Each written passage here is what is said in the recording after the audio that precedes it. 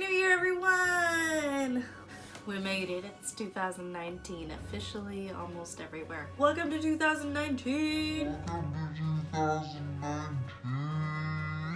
My name is Melissa. This is Melissa's Art Happenings. And right now I am going to share with you my top 4 tips for New Year's resolutions artist style. So I hope this is helpful to you guys. But you know what? Let's just get into it. Let's just get cracking, shall we? Hey guys, I hope all of you are having a safe and lovely new year. I have a 2-year-old, so you know how that goes. Anyways, so these are my top 4 tips on how to have a New Year's resolution actually succeed for you, Artist Edition.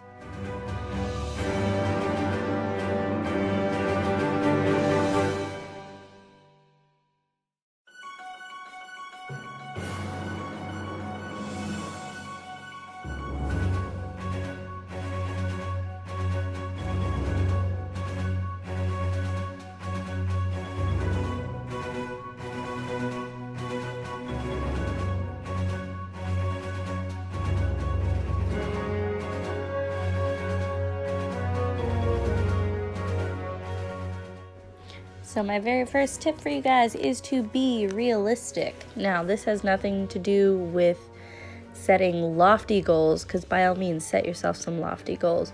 This is more about being realistic about who you are and what you want. Because, for instance, I can all day make a resolution of, I'm going to go keto, I'm going to go carb-free, but let's be real, I like pasta, I like cheesecake. There is no way I'm going to be happy without those 2 things in my life. It's just who I am. So, if you are the kind of person who loves digital art and you can't stand pen and paper, don't ever do pen and paper. If you are like me and you need the tactile, just, graphite to paper, pen to paper, ink to paper, whatever it is that you're into, if you must have that, do your thing. Now, don't get me wrong, grow in the areas you are weak in, but whenever it comes to making a daily routine, make your thing your thing. Also, try to be realistic to who you are and what your life is like right now. For instance, I have a 2-year-old. There's no way on earth I can say that I'm going to spend 5 dedicated hours in the middle of the day drawing, painting, sculpting, whatever, because I have a 2-year-old that demands all of my immediate attention. Now, I could potentially do those things if I was willing to give up sleep, but I'm not willing to give up what my 2-year-old needs from me in order to accomplish those things. She's first in my life, period, end of story. So again, as your goal setting, just make sure that your goals are realistic in what you're trying to accomplish for yourself. Make sure it's something that you're going to want to stick to, and make sure that you're dedicating a realistic and reasonable amount of time to that thing versus just trying to climb Mount Everest after sitting on a couch for 3 years.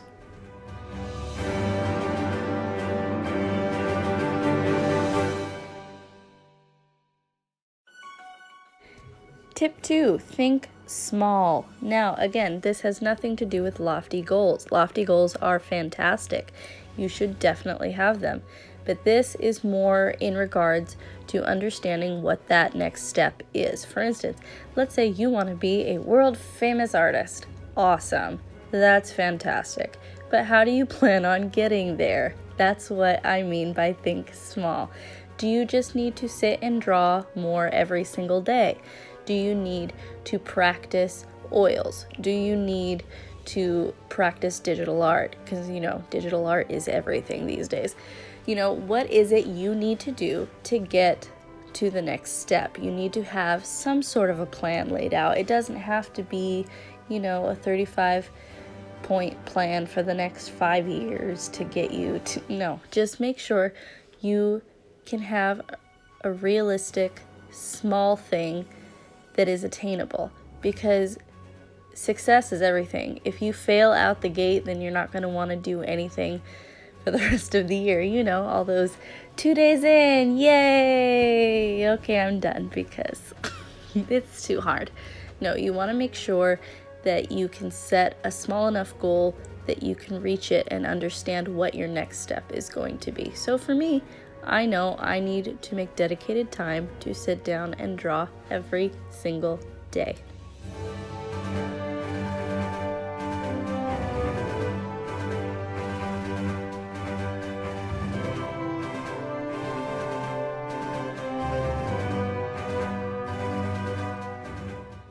One of my favorite steps is step 3. Set yourself up for success.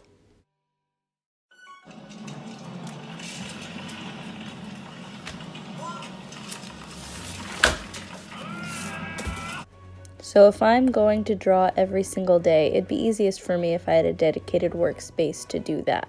And that's what I mean by set yourself up for success. Make it easy on yourself. Get for yourself a specific time of day and a specific spot set up already to do it.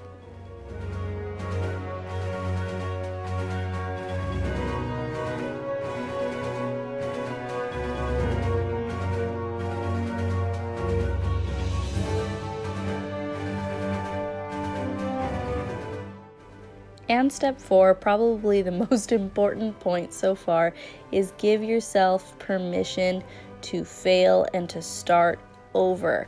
This is incredibly crucial because we all fail. There's always going to be something in our day that's going to make us feel like we failed. And if we can't get up and start over after we failed, then why did we even start? Failure is an important part of this whole process, and you're going to see one of my very first failures in making this video right now. I get nervous when I'm filming myself, so sometimes I write things incorrectly or I say things incorrectly. So the next couple minutes is just going to be like a whole montage of how I failed in making this particular video. Also, if something just throws a monkey wrench in your day, you gotta be able to recover from that and not feel like you've thrown your whole year out the window because you are a parent and your kid is sick, or you had to go to the emergency room because something happened, or a tire blew out on the freeway so it threw off your whole day, or whatever it is. And you're also stick to the end, you'll get to see one of my beautiful little monkey wrenches for the day.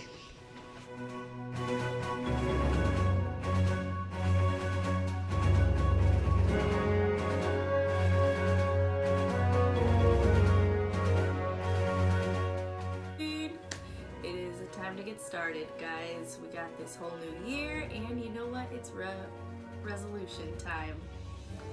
And I still haven't introduced myself for the channel, have I? So, right now, today, I'm going to show you my top 4 ways. I hope you enjoy them. I hope for... Let's try this again.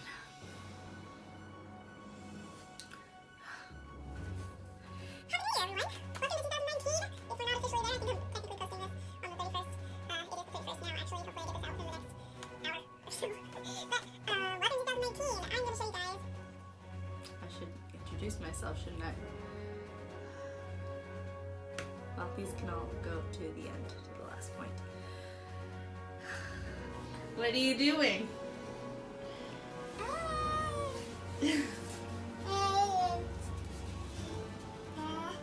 When I walked up, she was making Kayla angels, oatmeal angels. Okay, all done.